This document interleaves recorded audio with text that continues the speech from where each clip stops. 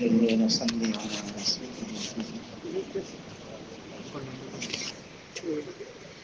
اللہ تعالیٰ نے اس کائنات کو بنایا ہے اور اکیلے بنایا ہے، بلا شرکت غیر کے بنایا ہے۔ پھر اللہ تعالیٰ اس کائنات کے نظام کو چلا رہے ہیں، اکیلے چلا رہے ہیں اور بلا شرکت غیر کے چلا رہے ہیں۔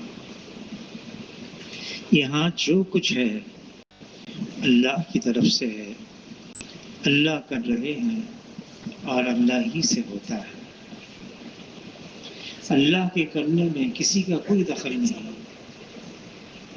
نہیں اللہ کو کسی کی حاجت ہے اور نہیں اللہ کو کسی کی ضرورت ہے۔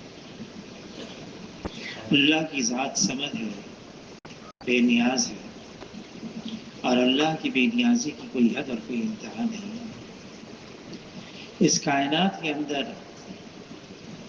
اللہ تعالیٰ نے طرح طرح کی مخلوقات کو بنایا ہے۔ بعض مخلوق اتنی نحیف، ضعیف، کمزور، ناتواں، اور ایسی بھی مخلوق کہ انسان اپنی آنکھ سے اس کو دیکھ نہیں سکتا، اور ایسی مخلوق بھی اللہ نے بنائی ہے بڑی زور آور، ظاہری شکل میں بڑی طاقتور، ظاہری شکل میں بڑی قوت والی، ایسی مخلوق بھی اللہ نے بنائی ہے۔ لیکن مخلوق مخلوق ہے، خالق اللہ ہے، بنانے والے اللہ ہیں، اور باقی سب بنی ہوئی ہے۔ جیسی ساری مخلوق وجود میں آنے کے لیے اللہ کی محتاج، ایسے ہی ساری مخلوق استعمال ہونے میں بھی اللہ کی محتاج ہے۔ سب اللہ کے محتاج ہیں، اور اللہ تعالیٰ اپنی مخلوق میں سے کبھی بھی کسی وقت بھی کوئی احتیاج نہیں رکھتے ہیں۔ تمام مخلوقات پر، چاہے بڑی ہو چاہے چھوٹی ہو، چاہے نظر آئے یا چاہے نظر نہ آئے، تمام مخلوقات پر اللہ کا کلی اختیار اور کامل تصرف حاصل ہے۔ کائنات کا ذرہ ذرہ اللہ کے حکم میں جکڑا ہوا ہے، کوئی چیز اللہ کے حکم سے باہر نہیں، سب پر اللہ کا قبضہ ہے۔ مخلوق ظاہری شکل میں کتنی طاقتور نظر آئے، مخلوق ظاہری شکل میں کتنی قوت والی نظر آئے، مخلوق ظاہری شکل میں کتنی زور آور نظر آئے،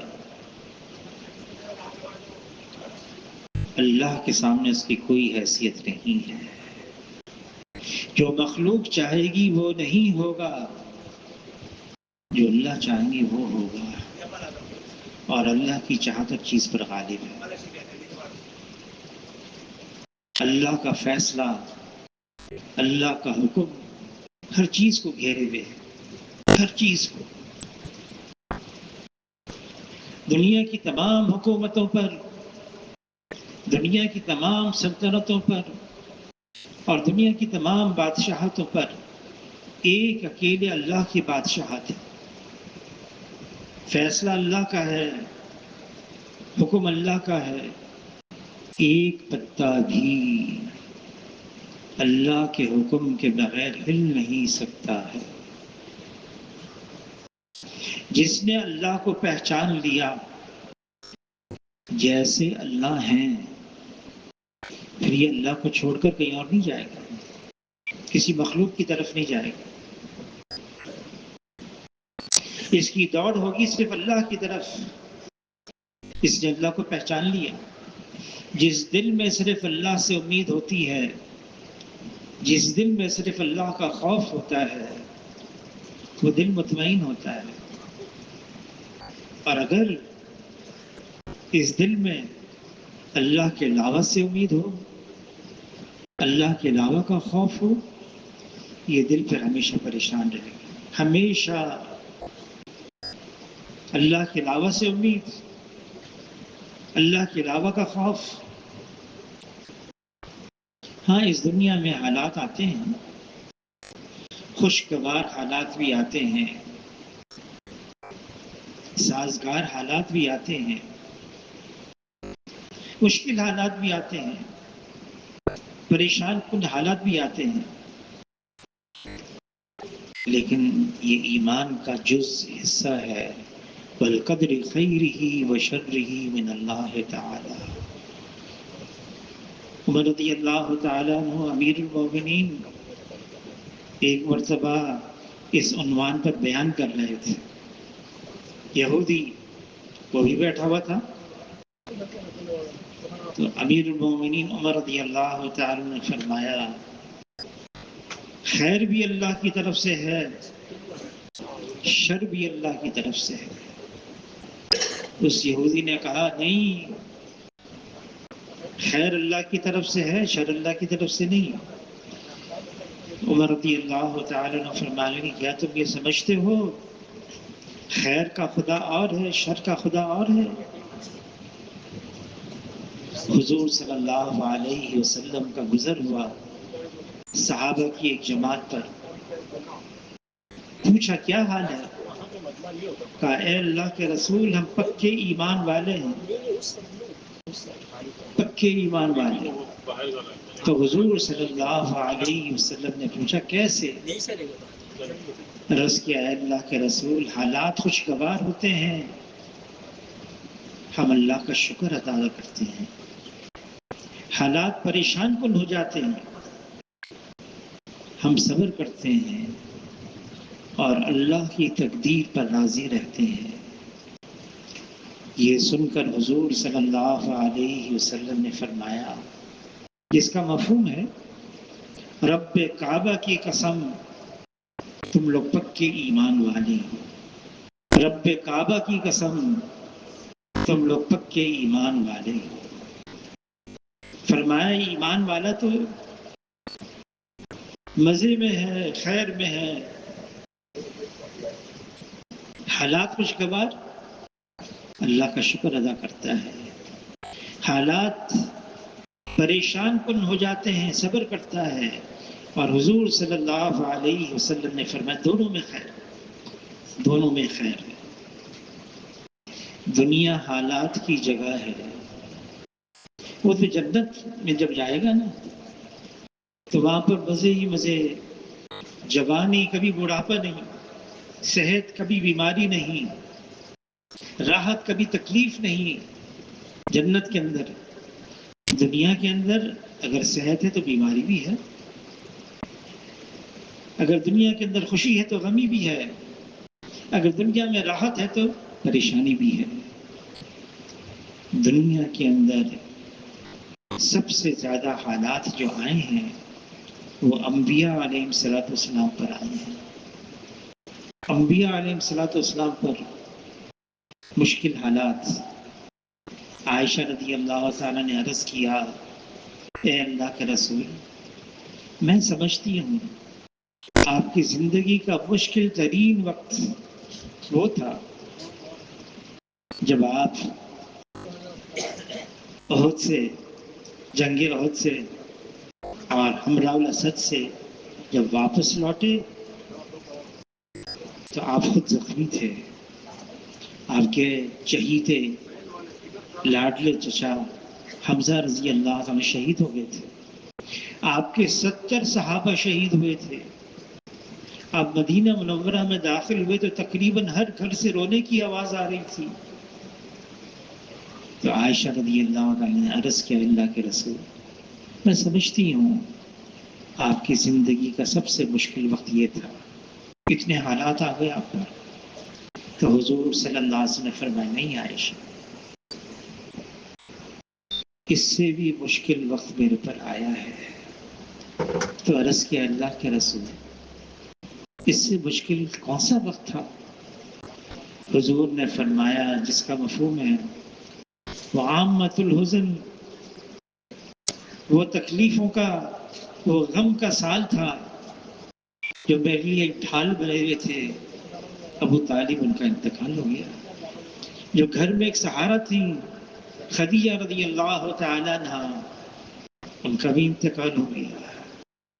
میں نے طائف کا رخ کیا، 28 دن طائف میں رہا، میں ملتا رہا سرداروں سے بھی، عام لوگوں سے بھی۔ آخر انہوں نے شریر بچوں کو میرے پیچھے لگایا، وہ مجھے پتھر مارتے رہے، یہاں تک کہ میرے پاؤں خون سے رنگین ہو گئے۔ میں بھاگتا رہا، بھاگتا رہا، بھاگتا رہا، بھاگتا رہا۔ پھر مجھے آخر کار ان سے اطمینان ہوا۔ میری زندگی کا مشکل وقت یہ تھا۔ مشکلات آئیں، وہ کون ہے جو کہہ سکتا ہے اس دنیا کی زندگی میں میرے ساتھ کوئی مشکل نہیں آئی؟ مشکلات آئیں، لیکن جب مشکل آئی انبیاء علیہ السلام پر تو انہوں نے کیا کیا؟ حضور صلی اللہ علیہ وسلم جب ان شریر بچوں سے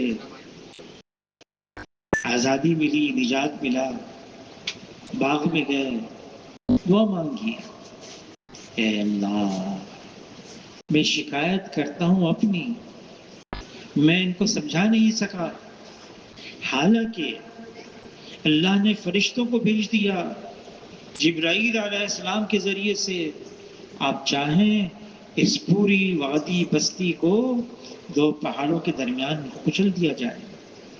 نہیں نہیں، اگر یہ نہیں ہے تو ان کی نسل میں سے ایسے آئیں گے جو دین کو عام کریں گے، دین پر چلیں گے۔ حضور صلی اللہ علیہ وسلم نے ان کے لیے بددعا نہیں مانگی۔ حضور صلی اللہ علیہ وسلم نے تو اپنا ہی اظہار کیا، اور پھر یوں فرمایا، اے اللہ اس کے نور کے طفیل تمام اندھیریاں روشن ہو جاتی ہیں، میں تو آپ سے عافیت مانگتا ہوں، خیریت مانگتا ہوں۔ آدم علیہ السلام جنت سے اتار دیے گئے، اتنا روئے، اتنا روئے، اگر آدم علیہ السلام کے آنسوؤں کو جمع کیا جائے اور ان کی اولاد کے رونے کے آنسوؤں کو جمع کیا جائے تو آدم علیہ السلام کے رونے کے آنسو زیادہ ہو جائیں گے۔ لیکن کیا مانگا؟ ربنا ظلمنا انفسنا وان لم تغفر لنا وترحمنا لنكونن من الخاسرین۔ اے اللہ میں نے تو اپنے نفس پر بڑا ظلم کیا ہے، اپنے ہی کو قصوروار ٹھہرایا۔ اللہ نے پھر اللہ نے آدم علیہ السلام کی دعا کو قبول کیا، اور آدم علیہ السلام ان کے سر پر نبوت کا تاج ڈال دیا، پہنا دیا۔ یونس علیہ السلام مچھلی کے پیٹ میں، مچھلی کے پیٹ کا اندھیرا، سمندر کی گہرائی کا اندھیرا،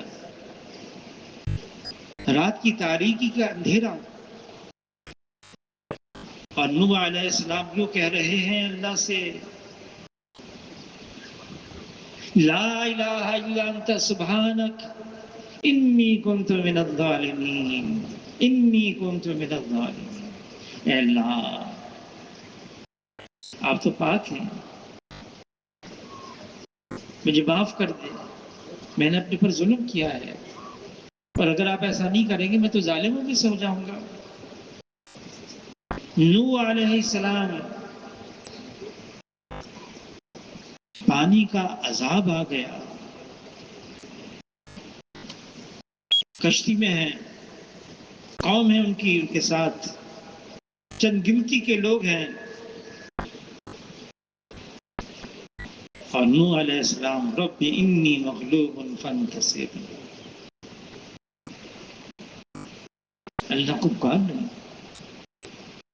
کئی مشکل آ گئی، انبیاء علیہ السلام کا یہی دستور تھا، وہ اللہ کی طرف متوجہ ہوتے، وہ اللہ سے دعا مانگتے، اور اللہ تعالیٰ ان کی دعا پر مشکل کو آسان کر دیتے۔ جناب رسول اللہ صلی اللہ علیہ وسلم سفر میں ہیں، لوگ سائے کی جگہ تلاش کر رہے ہیں، حضور کے لیے ایک درخت سائے کی جگہ ہے، آرام کریں گے تھوڑی دیر کے لیے۔ حضور صلی اللہ علیہ وسلم نے اپنی تلوار اتاری، درخت کے ایک ٹہنی سے اس کو لٹکا دیا، سب سو گئے۔ دشمن آ گیا موقع کی تلاش میں، دیکھا حضور اکیلے سو رہے ہیں درخت کے نیچے، سب انہوں نے اپنے لیے جگہ تلاش کی سائے کی، اور کہا تلوار بھی لٹک رہی ہے۔ خاموشی سے آیا، تلوار اتاری، حضور کو جگایا اور یوں کہنے لگا، اے محمد صلی اللہ علیہ وسلم، آپ کو مجھ سے کون بچائے گا؟ حضور صلی اللہ علیہ وسلم نے دیکھا میرا دشمن ہے اور میری تلوار ہاتھ میں لی ہوئی ہے اور یوں کہہ رہا ہے، اور میرے صحابہ تو سو رہے ہیں دور دور۔ بڑے اطمینان سے حضور صلی اللہ علیہ وسلم فرمایا اللہ، اس کا ہاتھ کانپنے لگا، تلوار گر گئی۔ حضور کی اپنی تلوار تھی، اٹھا لی، اور اٹھانے کے بعد یوں کہا اب تم کو مجھ سے کون بچائے گا؟ کہنے لگا آپ کریم ہیں، ابن کریم ہیں اور ابن کریم ہیں۔ حضور نے بعد اس کو معاف کر دیا، جاؤ۔ جو صرف اللہ کا نام لیتا ہے کبھی محروم نہیں رہتا، جو اللہ کو بلاتا ہے، اللہ کو پکارتا ہے، اللہ ہر پکارنے والے کی پکار کو سنتا ہے۔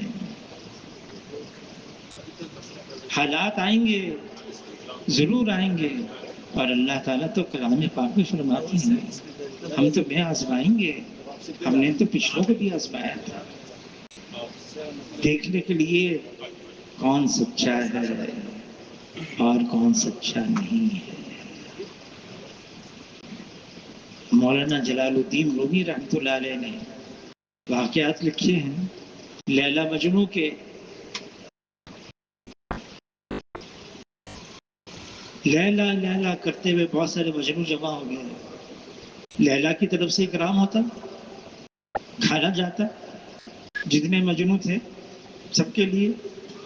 باندی نے ایک دن کہا اتنے لوگ جمع ہو گئے، لیلا لیلا کرتے ہوئے اتنے لوگ جمع ہو گئے، اصل کون ہے پتہ ہی نہیں چل رہا ہے۔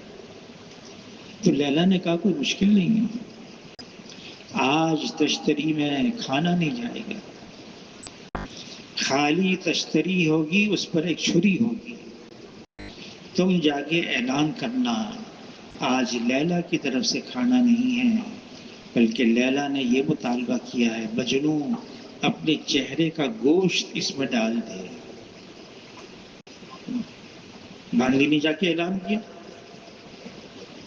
لیلا نے تو آج کھانا نہیں بھیجا، کہا مجنوں اپنے چہرے کا گوشت اس میں ڈال دے۔ سب یہاں بھاگ گئے، ایک رہ گیا، چھری اٹھائی، چہرے کا گوشت پیشانی سے، گال سے، ناک سے، پتہ نہیں کون سی حصے کا گوشت چہرے کا مانگا ہے، خون خون کر دیا اپنے آپ کو۔ باندی واپس آئی، لیلا نے کہا یہ کون سا مشکل کام ہے؟ پتہ چل گیا وہ ایک ہی مجنوں ہے۔ اللہ آزمائیں گے۔ یہ آزمائش کیوں ہوتی ہے؟ امتحان ہوتا ہے۔ چھوٹا بچہ ہوتا ہے نا، معصوم بچہ، مدرسے میں جاتا ہے، اسکول میں جاتا ہے، سال پورا ہو گیا، اساتذہ پیغام بھیجتے ہیں والدین کو اب اس کا امتحان لینا ہے۔ ماں باپ کہتے ہیں معصوم بچہ ہے، 4 سال کا، 5 سال کا، اس کا امتحان لیں گے آپ؟ کیوں؟ اس کا درجہ اونچا کرنا ہے، اس کو ترقی دینی ہے، اس کو آگے بھیجنا ہے، اس کی ایک کلاس اور اونچی ہوگی۔ یہ آزمائشیں ہوتی ہیں، اللہ کی طرف سے ہوتی ہیں، درجہ بلند کرنے کے لیے، یہ اللہ کی طرف سے ہوتا ہے۔ تو دنیا حالات کی جگہ ہے، ان حالات کے اندر انسان کرتا کیا ہے؟ رجوع اللہ، اللہ کی طرف متوجہ ہو جانا، اللہ کو یاد کرنا، توبہ استغفار کرنا، اپنی زندگی کو بدلنا، یہ حالات تو اس لیے آتے ہیں۔ حضور صلی اللہ علیہ وسلم کے زمانے میں ذرا آندھی تیز چلتی، حضور مسجد میں آ جاتے، اللہ کی طرف متوجہ ہو جاتے۔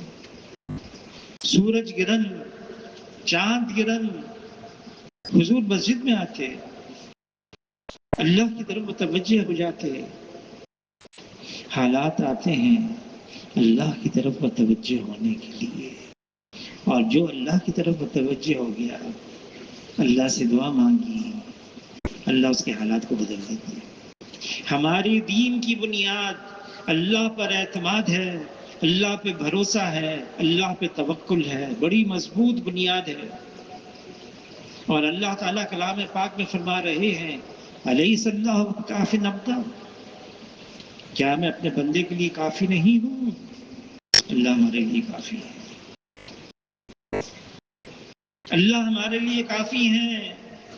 اللہ کی طاقت، اللہ کی قوت، اللہ کی قدرت اتنی زبردست ہے، کوئی اللہ کو عاجز کر نہیں سکتا، نہ زمین پر نہ آسمان پر۔ ہم پہچانے اللہ کو۔ ابن عباس رضی اللہ تعالیٰ عنہ فرماتے ہیں، جو اللہ تعالیٰ فرماتے ہیں کلام پاک میں، وَمَا خَلَقْتُ الْجِنَّ وَالْإِنسَ إِلَّا لِيَعْبُدُونِ، میں نے جن اور انس کو اپنی معرفت کے لیے پیدا کیا ہے۔ فرمانے اِلَّا لِيَعْبُدُونَ سے اصل مطلب اِلَّا لِيَعْرِفُونَ ہے، اللہ کی عبادت۔ جو اللہ کو پہچانے گا وہی تو اللہ کی عبادت کرے گا۔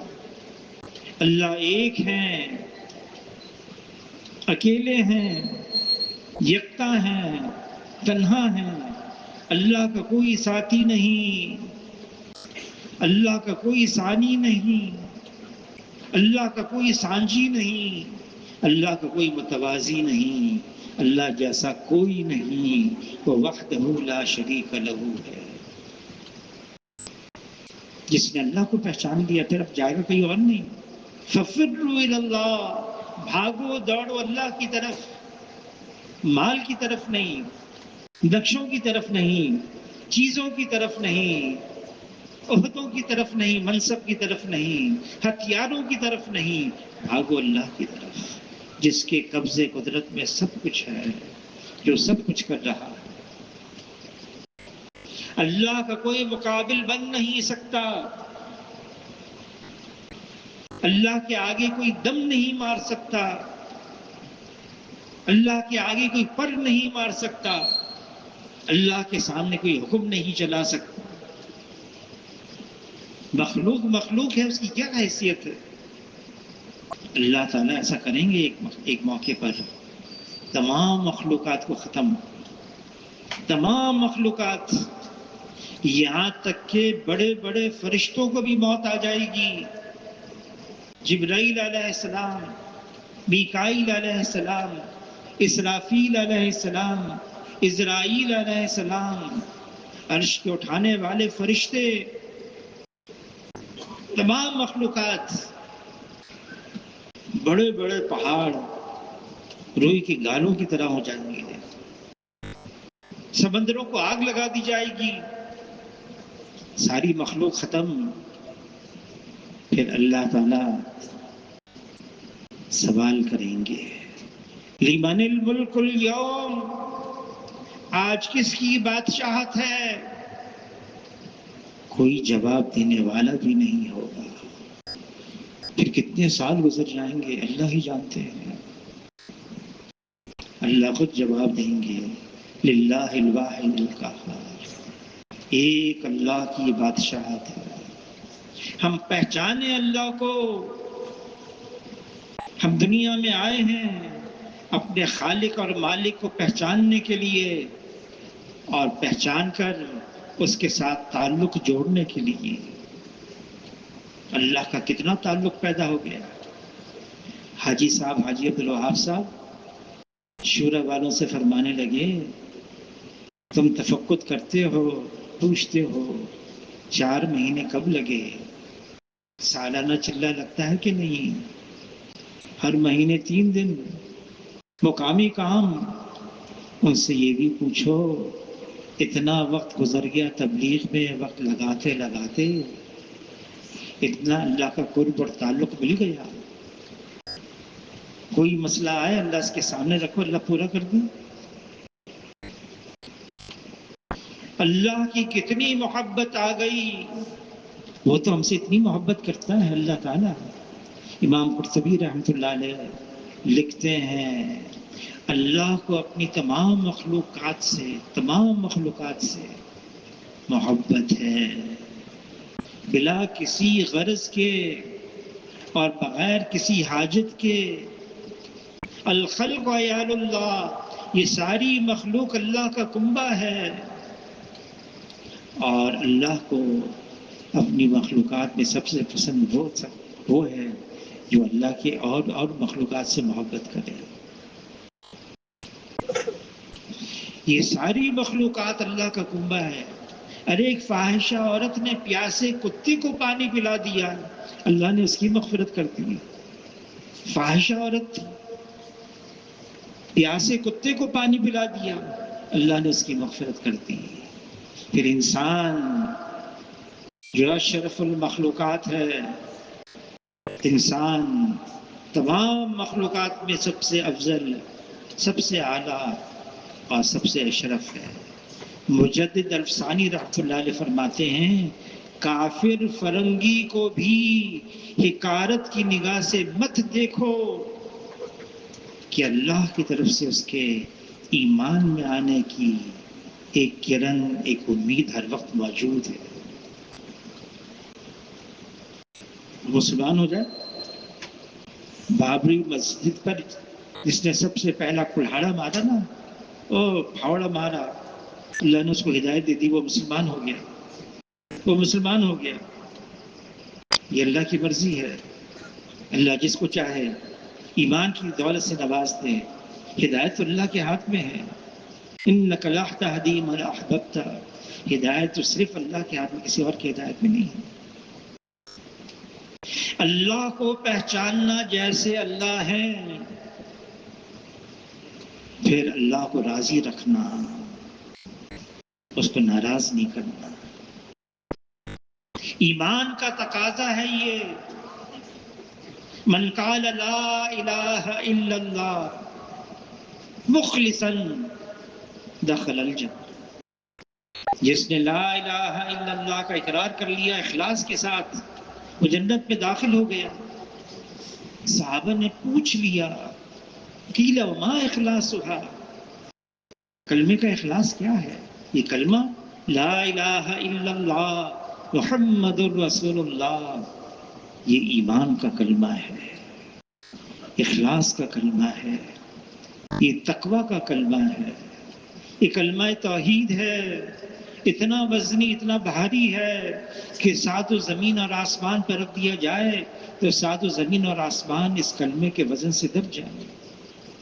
قیل وما اخلاصھا، جواب الا ان تحجزوا عما حرم اللہ، حرام چیزوں سے آدمی بچ جائے. کسی نے پوچھا کوئی شخص گناہوں میں لذت پائے، کیا وہ اللہ کا عارف بن سکتا ہے؟ کیا وہ اللہ کو پہچان سکتا ہے جو گناہوں میں مزے پائے؟ جواب دیا جو دنیا کو آخرت پر ترجیح دے وہ اللہ کا عارف نہیں بن سکتا. تو جو گناہوں میں مزے پائے، اللہ کی نافرمانی میں، نفسانیت میں، شہوانیت میں، انانیت میں، شیطانیت میں جس کو مزے آئے، وہ کبھی بھی اللہ کا عارف نہیں بن سکتا، وہ اللہ کو پہچان نہیں سکتا. لیکن اللہ نے کسی کو مایوس بھی نہیں کیا، کسی کو مایوس نہیں کیا اللہ نے. موسیٰ علیہ السلام، ان کے زمانے میں قحط آ گیا، قحط سالی، بارشیں بند، خشکی، جانور مرنے لگے، پانی نہیں. موسیٰ علیہ السلام اللہ سے ہم کلام ہوتے تھے، کوئی دور پر اللہ سے ہم کلام ہو رہے تھے، اللہ اتنی قحط سالی، بے زبان جانور وہ بھی مر رہے ہیں۔ اللہ نے جواب دیا، اے موسیٰ، تمہاری قوم میں ایک ایسا شخص ہے، گنہگار، پاپی، نافرمان، اتنا نافرمان، اس کی وجہ سے میں نے بارشیں روک رکھی ہے۔ موسیٰ علیہ السلام تھے جلالی، جلالی میں بھی تھے، ایسے جلال میں آتے تھے، بعض اوقات ایک کو مکہ مارا تو مر گیا وہ۔ موسیٰ علیہ السلام میری قوم میں ایک ایسا گنہگار شخص ہے۔ جب لوٹے قوم کو جمع کیا اور کہا کہ تمہارے اندر ایک ایسا شخص ہے، اللہ کا نافرمان، گنہگار، پاپی، اس کی وجہ سے اللہ نے بارشوں کو روک رکھا ہے، نکل جائے میری قوم میں سے، میں ابھی کہتا ہوں ابھی نکل جائے۔ ساری قوم کو جمع کیا تھا اس کے اندر وہ موجود۔ یا اللہ، اب تک تو آپ نے میرا پردہ رکھا، مجھے چھپا کے رکھا، اب میں نکلوں گا ان کے درمیان میں سے تو سب کو پتہ چل جائے گا یہ ہے وہ جس کی وجہ سے بارش روک رکھی ہے۔ اے اللہ مجھے معاف کر دے، میرا پردہ رکھ لے، میں نہیں کروں گا آئندہ۔ بادل آئے، برسنا شروع کر دیا۔ موسیٰ علیہ السلام، یا اللہ نکلا تو کوئی بھی نہیں، بارشیں شروع ہو گئی۔ اللہ نے یہ بات پہنچائی موسیٰ علیہ السلام، جس کی وجہ سے روک رکھا تھا اس کی وجہ سے میں نے شروع کر دیا۔ اس نے دل ہی دل میں اللہ سے مجھ سے معافی مانگ لی اور توبہ کر لی۔ علی رضی اللہ تعالیٰ عنہ فرماتے ہیں، نہیں نازل ہوتی کوئی بلا مگر بسبب گناہ کے، اور نہیں ٹلتی کوئی بلا مگر بسبب توبہ کے۔ گناہوں کی وجہ سے مشکلات آتی ہیں۔ اللہ تعالیٰ کلام پاک میں فرماتے ہیں، ظہر الفساد فی البر والبحر بما کسبت ایدی الناس۔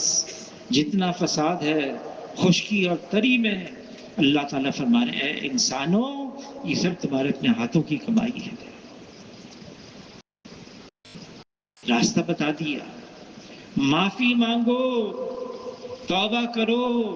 حضور صلی اللہ علیہ وسلم فرماتے اس کا مفہوم ہے، جس نے دل سے اللہ سے معافی مانگ لی وہ ایسا ہو گیا جیسے اس نے گناہ کیا ہی نہیں۔ دل سے معافی مانگ لی، توبہ کر لی، وہ ایسا ہو گیا جیسے گناہ کیا ہی نہیں۔ حدیث قدسی ہے، اے میرے بندے اتنے گناہ لے کر آ، زمین اور آسمان کی خلا کو بھر دے گناہوں سے، اور ایک دفعہ مجھ سے معافی مانگ لی۔ اللہ تعالیٰ فرماتے میری عزت کی قسم، میرے جلال کی قسم، ایک لمحے میں، ایک جھٹکے میں سب معاف کر دو، مجھے کسی کی کوئی پرواہ نہیں۔ کوئی معافی مانگنے والا تو ہو۔ ہم مائل بکرم ہیں، کوئی سائل ہی نہیں۔ اللہ تو انتظار میں ہے، جب کوئی بندہ اللہ سے معافی مانگتا ہے، توبہ کرتا ہے، استغفار کرتا ہے، عہد و پیمان کرتا ہے، اے اللہ آئندہ میں نہیں کروں گا، خوب روتا ہے، گڑ گڑاتا ہے، ندامت کے آنسو۔ حدیث پاک کا مفہوم ہے، بہت سے گناہوں پر ندامت کرنے والے، ان کے اندر سے جو آواز آتی ہے بہت سے تسبیح پڑھنے والوں کی آواز سے زیادہ پسند ہے۔ تسبیح پڑھتا ہے نا آدمی، سبحان اللہ، الحمدللہ، اور ندامت کے آنسو روتا ہے، آواز آتی ہے اندر، یہ آواز اللہ کو بہت محبوب ہے، بہت پسند ہے۔ اگر ندامت کا اتنا آنسو مکھی کے سر کے برابر گر گیا گرا نہیں، آنکھ میں تیر رہا ہے، اس کا جہنم میں جانا اتنا ہی دشوار بنا دیتے ہیں جیسا دودھ کا واپس تھنوں میں جانا دشوار ہوتا ہے۔ بندہ معافی مانگتا ہے نا، اللہ سے روتا ہے، اللہ فرشتوں کی خاص جماعت کو بلاتے ہیں، میرا بندہ مجھ سے معافی مانگے، یقین ہے اس کو، ہے اس کا کوئی پوچھنے والا، جبھی تو مجھ سے معافی مانگ رہا ہے، گواہ رہنا میں نے اس کو معاف کر دیا۔ بندہ پھر جاتا ہے، چلا جاتا ہے، انسان تو انسان ہے، بشریت غالب، اس سے پھر وہ گناہ ہو جاتا ہے، یا اللہ میں نے تو واقعی پکا توبہ کیا، پکی میں نے عہد و پیمان کی تھی آپ سے، نہیں کروں گا، پھر ہو گیا، اے اللہ مجھے معاف کر دے۔ اللہ پھر فرشتوں کو بلا کے فرماتے دیکھو اس نے گناہ کیا، معافی مانگی، میں نے معاف کر دیا، پھر گیا، پھر اس سے گناہ ہو گیا، پھر اب معافی مانگنا، گواہ رہنا میں نے پھر اس کو معاف کر دیا۔ وہ بندہ پھر جاتا ہے، پھر جب تک اس کی مقدر میں ہوتا ہے اپنے آپ کو بچا کے رکھتا ہے، پھر بشریت غالب، پھر گناہ، پھر اللہ سے معافی مانگتا ہے، اے اللہ میں نے تو واقعی سچے دل سے توبہ کی تھی، پھر ہو گیا، میں کیا کروں، مجھے معاف کر دے۔ اللہ فرشتوں سے فرمائیں گے دیکھو یہ وہی ہے، گناہ کیا معاف کر دیا، پھر گناہ کیا، پھر معافی مانگی، پھر معاف کر دیا، پھر گناہ کر کے ہی آیا ہے معافی مانگنے۔ گواہ رہنا یہ گناہ کرتے کرتے معافی مانگتے مانگتے تھک جائے گا، میں اس کو معاف کرتے کرتے کبھی نہیں تھکوں گا۔ کسی نے کہا بازا بازا خراچ ہستی بازا، گر کافر و گبرو بت پرستی بازا، این درگہ ما درگہ نومیدی نیست، گر صد بار توبہ شکستی بازا۔ تم کہتے ہو تم نے 100 دفعہ توبہ کر کے اس کو توڑ دیا، پھر توبہ کر لو، اللہ کے دربار میں نا امیدی نہیں ہے۔ مولانا یوسف کاندھلوی حضرت جی رحمۃ اللہ علیہ فرماتے تھے نا امیدی تو کفر ہے۔ ہم اللہ کے بندے ہیں، اللہ نے جب ساری کائنات کو بنایا، ساری مخلوق بنائی، پھر اپنی کتاب مبین میں لکھا میری رحمت میرے غضب پر غالب ہے، پھر کتاب بند کر کے اپنے پاس رکھ لی۔ اللہ کی رحمت، ہم جانیں تو اللہ کو، ہم پہچانے تو اللہ کو، وہ ہم سے کتنی محبت کرتا ہے۔ جو اللہ کی طرف ایک بالش بڑھتا ہے، اللہ ایک ہاتھ اس کی طرف بڑھتے ہیں، کوئی ایک ہاتھ اللہ کی طرف بڑھتا ہے، اللہ 2 ہاتھ اس کی طرف بڑھتے ہیں، کوئی چل کر آتا ہے، اللہ کی رحمت دوڑ کر اس کو تھام لیتی ہے۔ جو اللہ کا ہے پھر اللہ اس کے ہیں، ہم اللہ کے بن کر تو دکھائیں، ہم اللہ کے بن کر دکھائیں، جو اللہ کا ہے پھر اللہ اس کے ہیں۔ اس کی پہلی سیڑھی اللہ کا بننے کے لیے یہ ہے، اللہ کے با سوا سے ہم بالکل فارغ ہو جائیں، اللہ کے غیر سے۔ یہ لا الہ الا اللہ پہلی سیڑھی ہے، یہ لا الہ الا اللہ، یہ وہ کلمہ ہے جس میں لا پہلے ہے، نفی پہلے ہے، انکار پہلے ہے، لا، اللہ کے علاوہ جو کچھ ہے وہ اللہ کا غیر ہے، وہ اللہ کا ما سوا ہے، وہ اللہ کا سوا ہے، اور جو اللہ کا غیر ہے وہ اللہ کے بغیر کچھ کر نہیں سکتا۔ اللہ نے انسان کے اندر ایک دل رکھا ہے، حضور صلی اللہ علیہ وسلم فرماتے ہیں جس کا مفہوم ہے یہ گوشت کا لوتھڑا ہے، یہ صحیح ہے تو سارا بدن صحیح ہے، یہ بگڑا ہوا ہے تو سارا بدن بگڑا ہوا ہے۔ یہ دل، اس کا بننا کیا ہے، اس میں صرف اللہ ہو اور اللہ کے علاوہ کچھ اور نہ ہو۔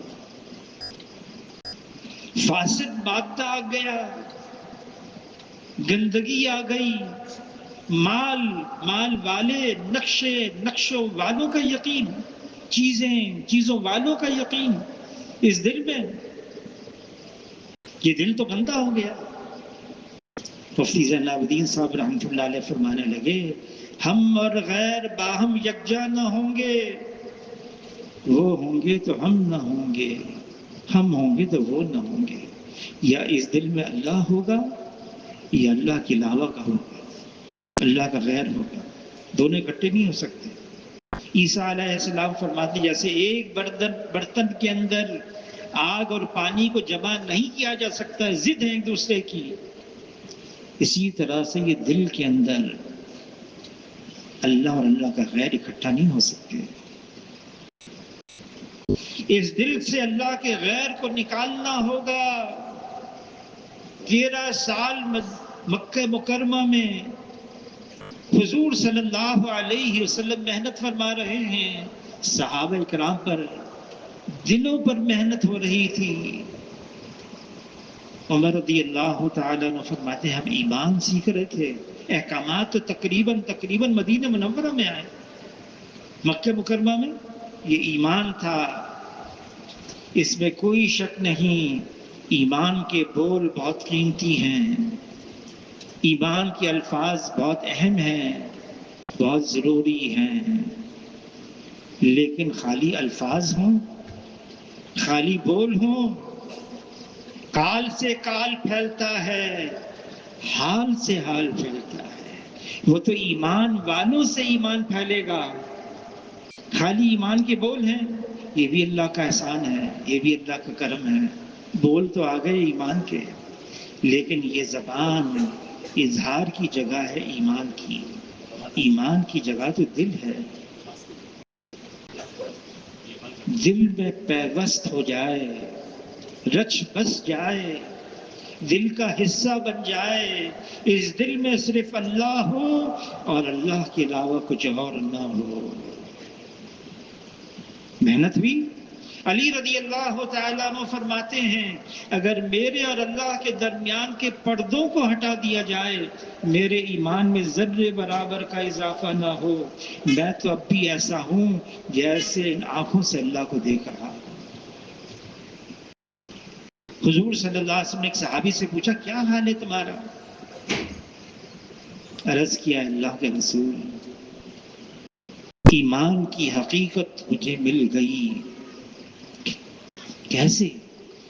عرض کیا اللہ کے رسول، میرا یہ حال بن گیا ہے، میں دن میں روزے کی حالت میں ہوتا ہوں، رات کو اپنے بستر سے جدا قیام کی حالت میں ہوتا ہوں، میں ان آنکھوں سے جنت کو، جنت والوں کو ایک دوسرے کو سلام کرتے ہوئے دیکھ رہا ہوں، میں ان آنکھوں سے جہنم کو، جہنم والوں کو ایک دوسرے کو لعن طعن کرتے ہوئے دیکھ رہا ہوں، گویا کہ اللہ کا عرش میری نگاہوں کے سامنے ہے۔ حضور صلی اللہ علیہ وسلم نے فرمایا اے حارثہ، تم تو وہ ہو جس کا دل اللہ نے ایمان کے نور سے منور کر دیا، اس کو محفوظ رکھنا، اس کو سنبھال کے رکھنا۔ یہ ایمان ایک سطح پر نہیں رہتا۔ حضور نے خبر دی وقت آئے گا، ایسا وقت آنے والا ہے، صبح کو کہے گا میں ایمان والا ہوں اور شام کو کہے گا میں بغیر ایمان ہوں۔ اللہ ہم سب کی حفاظت فرمائے۔ حضور نے فرمایا جس کا مفہوم ہے یہ ایمان بھی پرانا ہو جاتا ہے، جیسے کپڑا پرانا ہو جائے اس کے نقش و نگار دھندلے ہو جاتے ہیں، وہ پھٹ جاتا ہے، ایسی ایمان۔ تو صحابہ کرام نے عرض کیا ہے اللہ کے رسول پھر کیا کریں؟ فرمایا اس کو تازہ کرو۔ تازہ کیسے تازہ کریں؟ فرمایا اکثر من قول لا الہ الا اللہ، اس کا تکرار کرنا، بار بار کہنا، اس ماحول میں رہنا، اس کی دعوت دینا، یہ ایمان کو تازہ کرتا ہے۔ ایمان کے بول بھی قیمتی ہیں، لیکن آدمی اس پر اکتفا کر لے، کنایت کر لے، مطمئن ہو جائے مجھے ایمان کے الفاظ آ گئے، باطل تو اپنی حقیقت کے ساتھ ہو اور ہمارے پاس صرف الفاظ ہوں، ٹھیک ایسا مقابلہ ہے۔ ایمان کی حقیقت حضور صلی اللہ علیہ وسلم فرماتے اس کا مفہوم ہے، میرا بہترین امتی وہ ہے جس کو دیکھ کر خدا یاد آ جائے، جس کے کلام سے علم میں اضافہ ہو اور جس کے عمل سے آخرت کا شوق پیدا ہو۔ فرمائیے میرا بہترین امتی نظر آتا ہے، یہ ایمان والا ہے، ایمان چھلکتا ہے، ظاہر ہوتا ہے۔ وہ تو جلتے ہوئے انگارے ہوں نا، جلتے ہوئے انگارے، ان کے ساتھ ابھی ایسے انگارے رکھ دیے جائیں جو ابھی جلتے ہوئے نہیں ہیں، تھوڑی دیر میں وہ بھی جلتے ہوئے بن جاتے ہیں۔ ایمان والے، ان سے ایمان پھیلتا ہے۔ وہ ایمان مشکل نہیں ہے،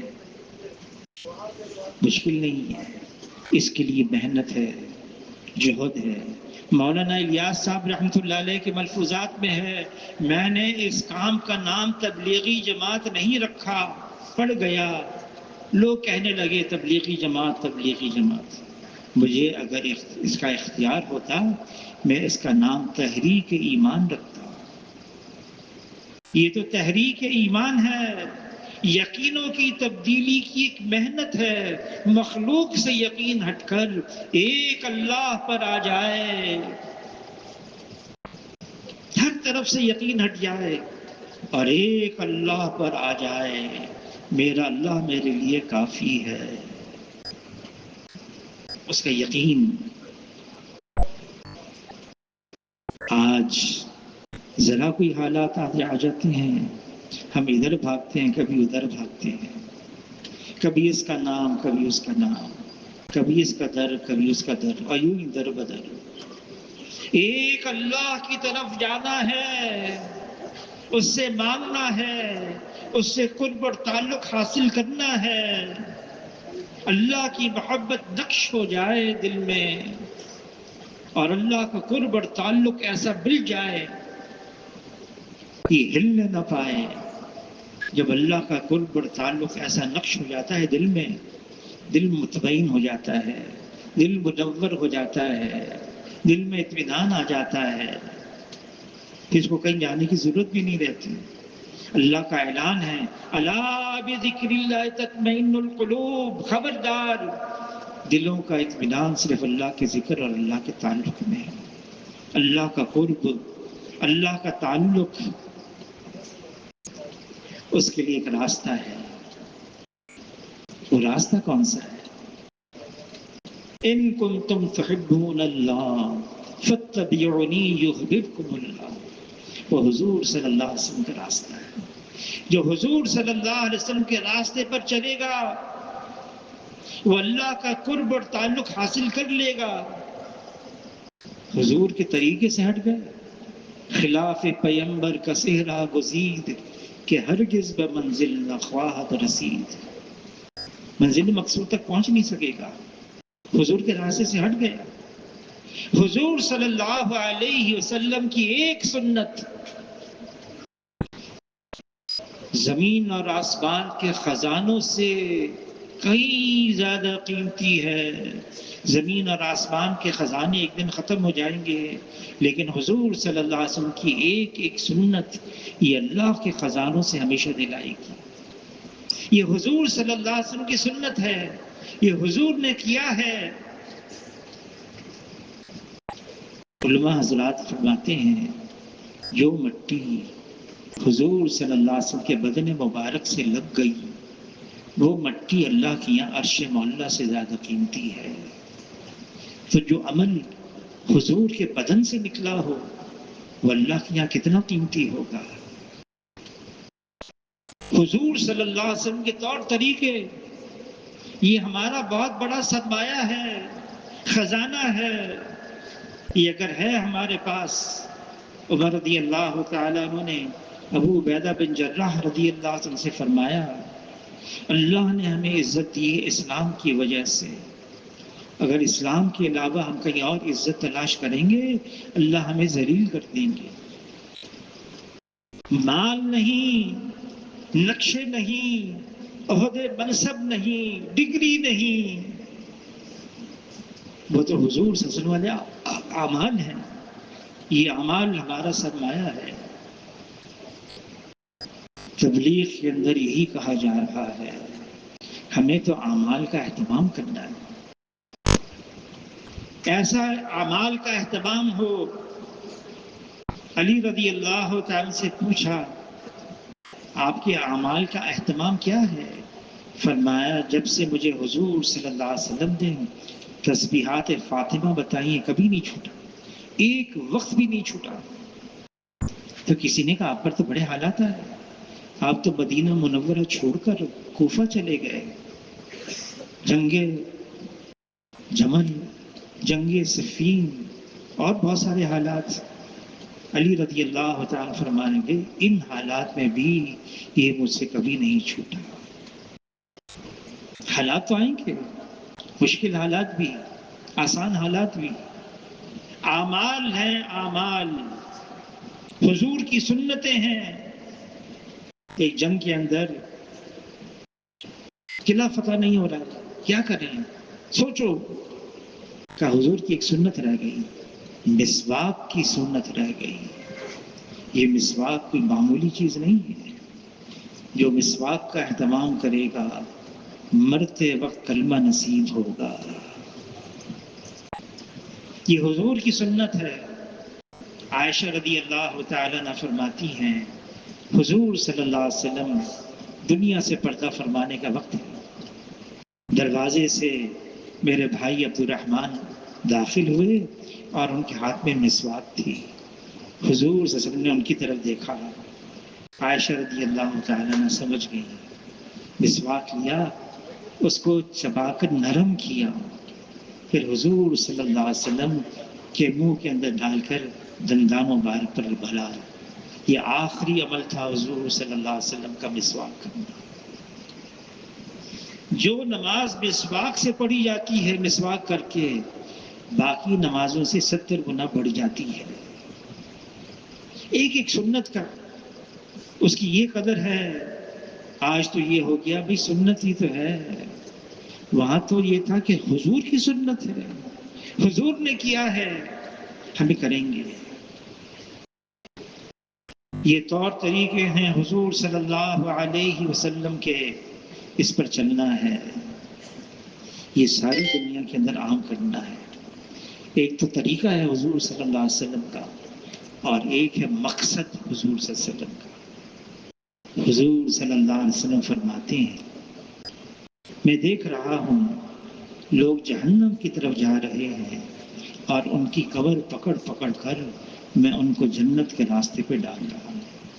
انسانیت کو جہنم سے بچا کر جنت کے راستے پر لگانا ہے، یہ حضور کا مقصد ہے۔ انسانیت کو بچانا ہے۔ یہ انسانیت پہلے زمانے میں تو انبیاء علیہ السلام آتے تھے، انسانیت کی فکر کرتے تھے۔ اب حضور صلی اللہ علیہ وسلم کے بعد کوئی نیا نبی بھی آنے والا نہیں۔ یہ تو امت ہے اب جو انسانوں کی فکر کرے گی۔ کنتم خیر اخرجت کنتم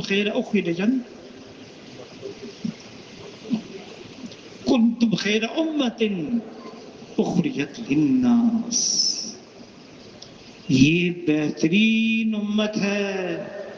کنتم خیر امت انسانوں کی طرف نکالی گئی ہے، اخرجت للناس، انسانیت کی فکر کرنا، انسانیت کی خیر خواہی، بھلائی، رحم دلی، یہ امت ہے، اس کا کام یہ ہے۔ صحابہ کرام ساری دنیا میں پھیل گئے، کیا غرض تھی ان کی؟ ایک ہی غرض تھی، ایک ہی غرض، اس دین کو دنیا میں عام کرنا ہے۔ دنیا میں پھیل گئے، پھر گئے۔ اس زمانے کے اندر نہ راستوں کو پتہ، اس زمانے کے اندر نہ سواری کی سہولت، اس کے باوجود نکل گئے۔ افریقہ جیسے ممالک کے اندر جنگلی جانور، جنگل، اور وہاں کے لوگ اس زمانے کے اندر بغیر لباس کے رہتے تھے، وہاں گئے، دین کو پہنچایا، جہاں جا سکے گئے، نہیں پہنچ سکے نیت کر کے چلے گئے۔ عقبہ بن نافع رضی اللہ تعالیٰ عنہ بحر اوقیانوس کے اندر اپنے گھوڑے کو ڈالا، پانی گھوڑے کے سینے تک آ گیا، اور یوں فرمانے لگے، اے اللہ، اگر میرے علم میں یہ بات ہوتی اس پانی کے اس پار بھی لوگ آباد ہیں، میں وہاں بھی جاتا، تیرے نام کو اونچا کرتا، تیرے دین کو عام کرتا۔ نیت کر کے چلے گئے، نہیں گئے، جا سکے۔ شمالی امریکہ، جنوبی امریکہ، جتنی اذانیں، جتنی نمازیں، جتنی مدارس، جتنی خانقاہیں، جتنے مکتب، جتنا دین کا کام ہو رہا ہے، تبلیغ کا کام، سب ان کے نامہ اعمال میں لکھا جا رہا ہے۔ عقبہ بن نافع نیت کر کے چلے گئے، پہنچ نہیں سکے۔ یہ امت ہے، آخری انسان تا قیامت جو آئے گا، حضور صلی اللہ علیہ وسلم کے نبوت کے دائرے میں ہے، ان تک بات پہنچانا یہ ہماری ذمہ داری ہے، ہمیں کرنا ہے، ہمارا کام ہے۔ صحابہ کرام نکل گئے، ساری دنیا میں پھیل گئے، استنبول گئے، ترکیہ، اب وہاں امیر صاحب ابو ایوب انصاری رضی اللہ عنہ کی قبر ہے، وہاں جائیں گے ہم، کہ وہاں 9 بجے لائن لگتی ہے، 9 بجے کے بعد گئے ہم، وہ اتنی لمبی لائن، مردوں کی الگ، مستورات کی الگ، ہم گئے، 3 آدمی تھے، کھڑے ہو گئے، انتظامیہ والے آئے، پوچھا کہاں سے لوگ آپ لوگ آئے ہیں؟ کہا پاکستان سے۔ او، پاکستان کے علماء آ گئے۔ انہوں نے اعلان کیا، بھئی پاکستان کے علماء آئے ہیں اور سب ٹھہر جائیں۔ وہ سب ٹھہر گئے، وہ چابی لے کر آئے، جنگلہ تھا، تالا کھولا اور ہم سے کہا اندر جائیں۔ ہم نے ان سے کہا آپ بھی آ جائیں، کہا نہیں، ہمیں اجازت نہیں، صرف آپ کے لیے۔ ہم تینوں اندر چلے گئے۔ ابو ایوب انصاری رضی اللہ تعالیٰ میزبان رسول ہیں، انصاری ہیں، مدینے کے رہنے والے ہیں۔ ان کی قبر کہاں ہے؟ استنبول کے اندر۔ وہاں کے لوگوں نے بتایا یہ اس وقت آئے تھے 1400 سال پہلے، جب یہ 90 سال سے زیادہ ان کی عمر تھی۔ ان کے لیے خاص جگہ بنائی گئی سواری پر تاکہ گرے نہیں۔ ان کے بچوں نے، نسلوں نے، پوتوں نے، پڑ پوتوں نے کہا ساری زندگی آپ اللہ کے راستے میں پھرتے رہے، ہم آپ کی جگہ جائیں گے۔ کہا نہیں، قرآن کی یہ آیت، انفروا خفافا وثقالا، نکلو اللہ کے راستے میں، خواہ ہلکے ہو یا بوجھل، یہ قرآن کی آیت مجھے بیٹھنے نہیں دیتی۔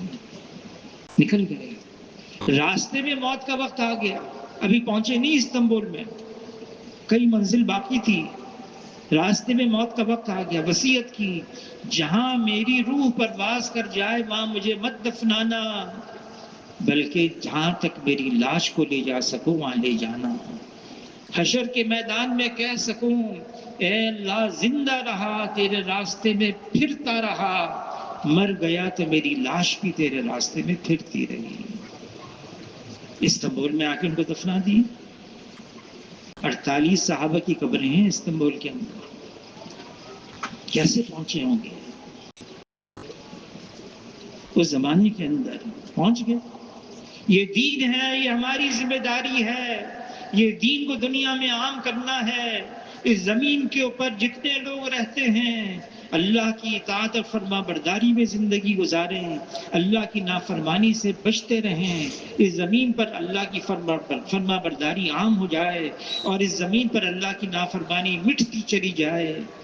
یہ ذمہ داری ہماری ہے، ہم سے پوچھ ہوگی اس کے بارے میں۔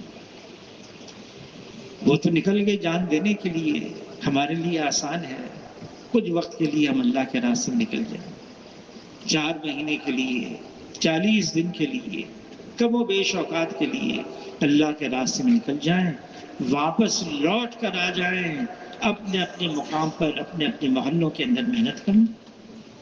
تو اس کے لیے فرمائیں کون کون 4 مہینے کے لیے تیار ہیں.